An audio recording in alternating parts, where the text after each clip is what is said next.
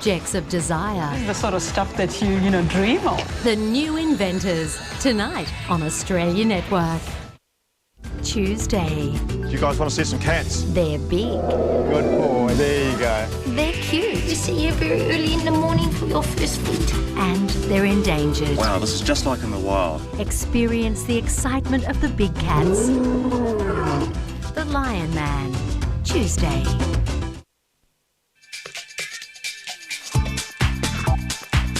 InSearch provides recognised courses that lead to university degrees. I didn't have difficulty compared with some of my friends who had not had the opportunity to study at InSearch. Going to InSearch built my confidence and my skills base. These courses are a pathway to enter university. The lecturers were professional and had great knowledge of the industry.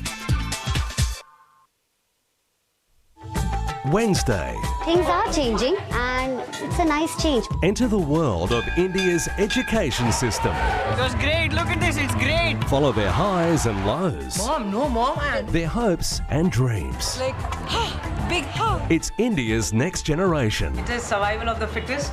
I'm definitely looking good in the future. I feel great, I want to dance. Experience Indian School. Wednesday on Australia Network.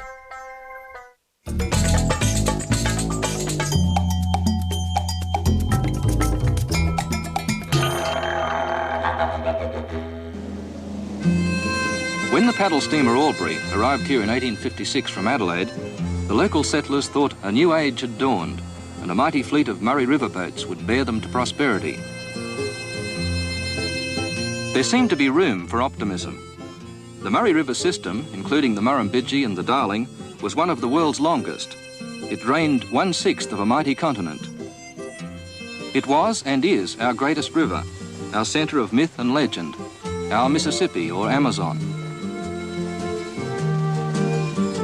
But it drains the world's flattest and driest continent and weaves like a drunken sailor, taking 3 miles to travel 1 mile as the crow flies.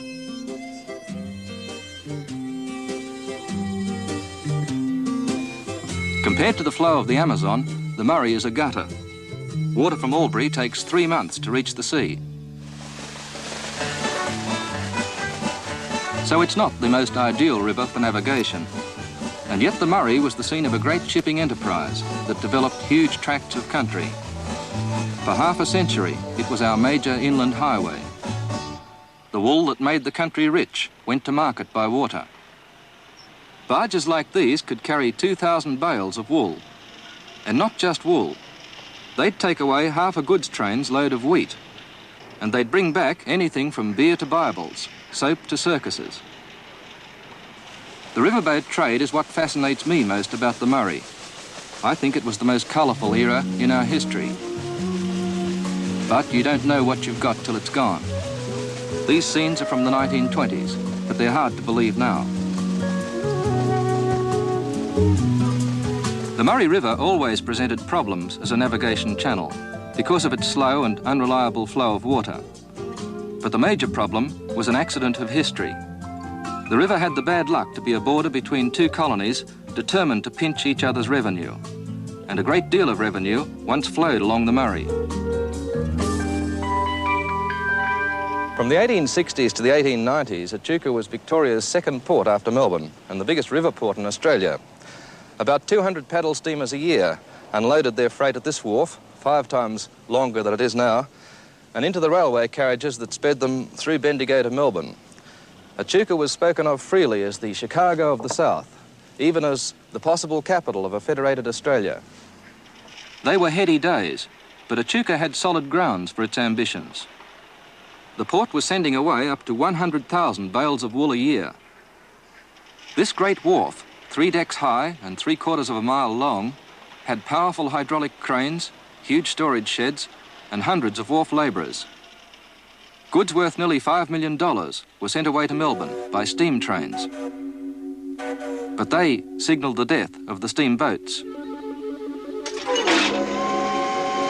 Morgan is at present the most important South Australian shipping town on the Murray and will probably remain so until the deep-sea port connecting the river with the ocean is constructed.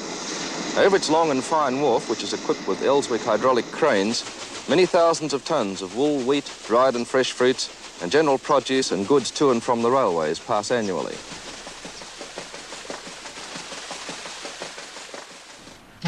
This was the railway superintendent's house at Goolwa. South Australia's first railway ran from here to Port Elliot, 7 miles away. And substantial buildings like the police station and courthouse were erected in the 1850s. Despite the problems of a sea harbour, Goolwa expected a great future. If Echuca was the Chicago of the Murray, this was its New Orleans.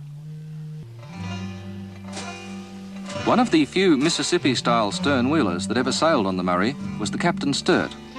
It lies on the bottom at Goolwa now as a houseboat, its hull full of concrete. Perhaps it's the closest that the Murray came to the Mississippi, or that Goolwa came to New Orleans. Never again will ships like these ride 6 abreast at anchor in the Goolwa Channel. That sort of opportunity is gone. The colonial governments who could